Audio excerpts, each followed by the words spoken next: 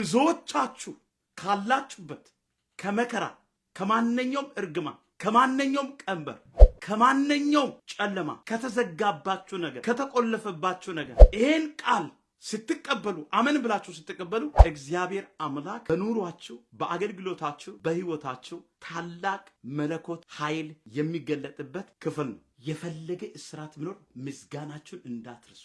ምስጋናው ድንገተኛ የእግዚአብሔር ጉብኝት ያመጣል። ምስጋናው የሁሉ ነገር እስራት ሁሉ ነገር በር ይከፍታል። ሐዋርያዊ ሥራ ምዕራፍ 16 ቁጥር 16 25 26 27 እናነባለሁ። ወደ ጸሎት ስፍራም ሲሄዱ ይላል የሟርተኝነት መንፈስ የነበረባት ለጌቶቿም እየጠነቆለች ብዙ ትርፍ ታመጣ የነበረች አንድ ገረድ አገኘች። 25 ላይ እንደዚህ ነው። በእኩለ ሌሊት ግን ጳውሎስና ሲላስ እየጸለዩ እግዚአብሔርን በዜማ እያመሰገኑ ነበር። እስረኞችም ያዳምጧቸው ነበር። ድንገትም ይላል የወይኒ መሰረት እስከናወጥ ድረስ ታላቅ የምድር መንቀጥቀጥ ሆነ። የወይኒው መሰረት እስከናወጥ ድረስ ታላቅ የምድር መንቀጥቀጥ ሆነ ይላል። በዚያም ጊዜ ደጆች ሁሉ ተከፈቱ፣ የሁሉም እስራት ተፈታ። ምድር መንቀጥቀጥ ምድር መናወጥ ሲጀምር የሁሉ ደጅ ተከፈተ፣ የሁሉ እስራት ተፈታ ይላል። የአንድ ሰው አይደለም። ለምሳሌ በአንድ ቤተክርስቲያን ውስጥ ያሉ በአምልኮ ውስጥ ያሉ የዛ ህዝብ የሁላቸው በር ተከፈተ፣ የሁላቸው እስራት ተፈታ እንደማለት ማለት 27 ላይ እንደዚህ ይላል። የወይኑም ጠባቂ ከእንቅልፍ ነቅቶ የወይንን ደጆች ከፍቶ ባየ ጊዜ ወይንን የሚጠብቁ እስር ቤትን የሚጠብቁ ጠባቂ ደጆችን ከፍቶ ባየ ጊዜ እስረኞች ያመለጡ መስሎ ራሱን ይግደል ዘንድ አስቦ ሰይፍን መዘዘ ይላል። የወይን ጠባቂውን የሚያሸብር የእግዚአብሔር ክብር ተገለጠ። የወይን ጠባቂው እስረኞቹ በሮቻቸው ተከፍቶ ሰንሰለቱ ወርቆ ሄዷል ብሎ ራሱን ሰይፍን መዞ ሊገል ሁሉ እንደተዘጋጀ ቃሉ ይናገራል። ሐዋርያዊ ሥራ ምዕራፍ 16 ላይ እጅግ ኃይለኛ መልእክት በውስጡ የያዘ ክፍል። ብዙ ሳይንቲስቶች ብዙ ተመራማሪዎች ሊያቁ ሊገምቱ ሪሰርች ሊያደርጉ ያልቻሉበት ብቸኛ የእግዚአብሔር ክብር የተገለጠበት ክፍል እንደሆነ ብዙ ተመራማሪዎች ይህንን መጽሐፍ በይፋ አድርጎ ሲያጠኑ ተመልክተናል። በተለይ ደጆች ሁሉ ተከፈተ የሁሉ እስራት ተፈታ የሚለው ሐረግ መንፈሳዊ ነፃነት የሁሉ በር ተከፈተ። ብዙ ጊዜ ሰዎች ይታሰራሉ፣ ሰዎች ይወርቃሉ፣ ሰዎች ያዝናሉ፣ ሰዎች ይሰበራሉ። ግን ይሄን ቃል አንብቦ ሲጸልዩ ብዙ ሰው ከመርገም ከባርነት ከዕዳ ከእስራት ነፃነትን እና የእግዚአብሔር ጣልቃ ገብነትን ግልጽ አድርጎ የሚያሳይ የእግዚአብሔር ቃል። ብዙዎቻችሁ ካላችሁበት ከመከራ ከማንኛውም እርግማን ከማንኛውም ቀንበር ከማንኛውም ጨለማ ከተዘጋባችሁ ነገር ከተቆለፈባችሁ ነገር ይሄን ቃል ስትቀበሉ አመን ብላችሁ ስትቀበሉ እግዚአብሔር አምላክ በኑሯችሁ በአገልግሎታችሁ በህይወታችሁ ታላቅ መለኮት ኃይል የሚገለጥበት ክፍል ነው። አንደኛው ነገር እንደዚህ ነው። የምስጋና ኃይል በጨለማ ውስጥ ምን ያደርጋል? አንደኛ ጳውሎስና ሲላስ በምስጋና በዜማ እስሩን ሳይፈሩ ጨለማን ሳይፈሩ ግርፋትን ሳይፈሩ ሰንሰለቶቻቸው በእግሮቻቸውና በእጆቻቸው ታስሮ ምን ማድረግ ጀመሩ? ማምለክ ጀመሩ። የምስጋና ኃይል የምስጋና ጉልበት የምስጋና አቅም እንዴት አድርጎ በጳውሎስና በስላስ ሕይወት ላይ እግዚአብሔር ጣልቃ እንደገባ ጳውሎስና ስላስ የታሰሩት በታላቅ ስቃይና ግርፋት ውስጥ ሆኖ ነው ወገኖች። ጊዜው እኩለ ሌሊት ነው፣ ጨለማ ነው፣ ተስፋ የለም፣ ብርሃን አይታይም፣ እኩለ ሌሊት ነው፣ በጣም አስቸጋሪ ነው። በዚህ ጊዜ ያንን ጨለማ ተቋቁሞ ያንን ችግር ተቋቁሞ ያንን ፍርሃት ተቋቁሞ ያንን እስራት ተቋቁሞ ጳውሎስና ስላስ ምን አደረጉ? እግዚአብሔርን ማምለክ ጀመሩ። ማምለክ ሲጀምሩ አየሩ ተቀየረ። የነሱ ብቻ እስራት አይደለም፣ ከነሱ በፊት የታሰሩ ሰዎች አሉ ወይን ቤቱ።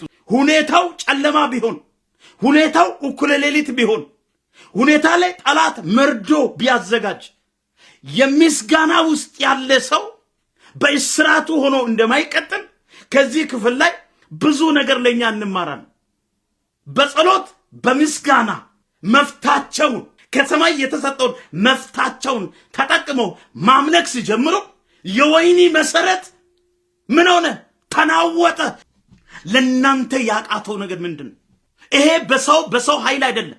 ይሄ የተደረገው በጳውሎስና በስላስ ጉልበት አይደለም። አንድ ነገር እናገራለሁ፣ እግዚአብሔር ጣልቃ ይግባላችሁ። ሁለተኛው እግዚአብሔር ድንገተኛ ጣልቃ ገባ።